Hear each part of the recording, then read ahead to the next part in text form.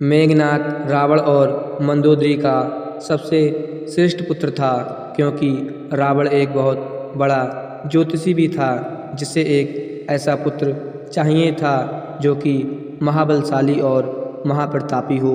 इसलिए उसने सभी ग्रह को अपने पुत्र की कुंडली के 11वें स्थान पर रख दिया। परंतु रावण की प्रवृत्ति से परिचित शनिदेव 11वें स्थान से 12वें स्थान पर आ गए, जिससे रावण को मनोवांछित पुत्र प्राप्त नहीं हो सका। इस बात से क्रोधित रावण ने शनिदेव के पैर पर प्रहार किया। वाल्मीकि द्वारा रचित रामायण के अनुसार जब मेघनाद का जन्म हुआ तो वह सामान्य शिशुओं की तरह रोया नहीं था, बल्कि उसके मुंह से बिजली के कड़कने की आवाज़ सुनाई दी थी। यही कारण था कि रावण ने अपने इस पुत्र का नाम मेघनाद रखा।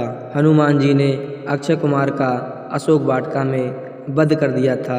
कहते हैं कि इसकी एक और पत्नी थी जिसका नाम नागखड़ था, जो पाताल के राजा शेषनाग की पुत्री थी। मेघनाद अपने पिता की तरह स्वर्ग विजयी था।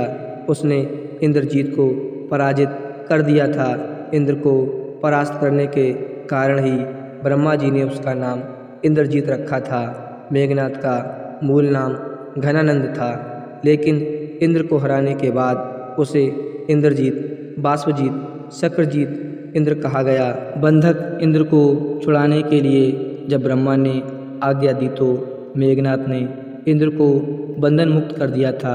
इस पर ब्रह्मा ने कहा, वरदान मांगो। तब मेघनाद ने अमरता का वर मांगा, लेकिन ब्रह्मा ने कहा कि यह दे पाना संभव नहीं, लेकिन उन्होंने इसके समान ही वर जरूर दिया।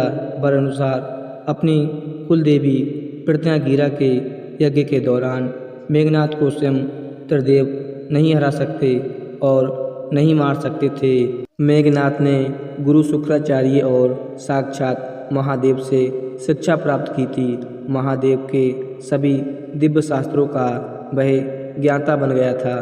किशोर अवस्था की आयु होते होते इसने अपनी कुलदेवी निकुंभला के मंदिर में अपने गुरु से दीक्षा लेकर कई सिद्धियां प्राप्त कर ली थीं।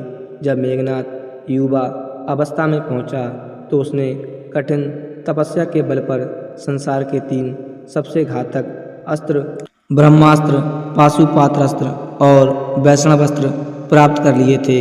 आदिकाल से अब तक यही एकमात्र ऐसा योद्धा है जिसे अतिम महारथी की उपाधि दी गई। इसका नाम उन योद्धाओं में लिया जाता था जो ब्रह्मांड अस्त्र, वैष्णव अस्त्र तथा पाशुपात अस्त्र के धारक कहे जाते हैं। इसने अपने गुरु शुक्राचार्य की संधि में रहकर तथा त्रिदेवों द्वारा कई अस्त्र शस्त्र एकत्र किए थे।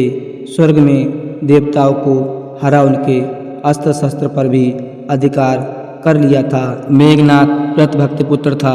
उसे यह पता था कि राम स्वयं भगवान हैं, फिर भी उसने अपने पिता का साथ नहीं छोड़ा। जब उसकी माँ मंदोदरी ने उसे यह कहा कि इंसान मुक्ति की तरफ अकेले जाता है, तब उसने कहा कि पिता को ठुकराकर अगर मुझे मोक्ष या स्वर्ग भी मिले तो मैं उसे ठुकरा दूंगा।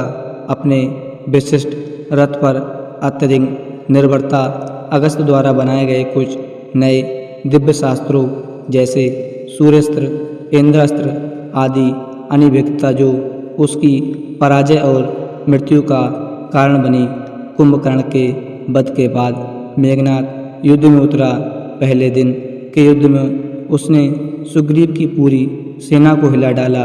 राम और लक्ष्मण भी उसकी मायावी शक्ति के सामने बेबस हो चले, क्योंकि उसने अपने कुलदेवी का यज्ञ प्रारंभ करके ही युद्ध घोष किया था, जिसके प्रभाव से उसका रथ अदृश्य हो जाता था। मौका पाकर उसने राम और लक्ष्मण पर नागपाश का प्रयोग किया और दोनों को मूर्छित कर दिया। नागपाश से मूर्छित व्यक्ति अगले दिन का सूरज नहीं देख सकता था। तब हनुमान जी तुरंत गरुड़ भगवान के पास गए और उन्हें लेकर आए। गरुड़ को देखकर नाग भयभीत हो गए तथा उन्होंने राम तथा लक्ष्मण को मुक्त कर दिया था, जिससे उनकी मूर्छा टूटी। अगले दिन मेघनाथ ने अपने शक्ति बाण से लक्ष्मण जी को मूर्छित कर दिया। तब लक्ष्मण के प्राण बचाने के लिए हनुमान जी लंका से सुषेण वैद्य को उठा लाए।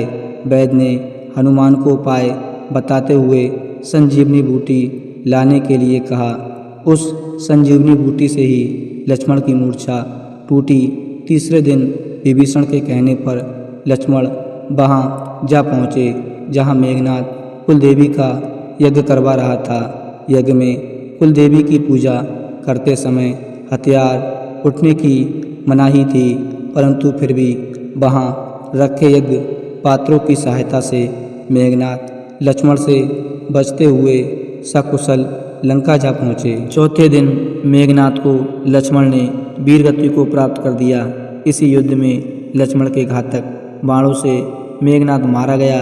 लक्ष्मण जी ने मेघनाथ का सिर उसके सही से अलग कर दिया और प्रभु श्री राम के चरणों में रख दिया। यह कथा हमें रामायण में नहीं मिलती। यह कथा हमें रामायण से इतर दक्षिण भारत की प्रचलित लोक कथा में मिलती है। कहते हैं कि यह किंवदंती है, इसमें सच्चाई नहीं है। रामायण अनुसार प्रभु श्री राम ने मेघनाथ का शव अपने दूतों के हाथ रावण के दूतों को सौंप दिया था। तो दोस्तों, आशा करते हैं कि आज की वीडियो आपको ज़रूर पसंद आई होगी। अगर वीडियो पसंद आई हो तो चैनल को सब्सक्राइब कर दें। मिलते हैं एक नई वीडियो में, तब तक के लिए जय हिंद, धन्यवाद।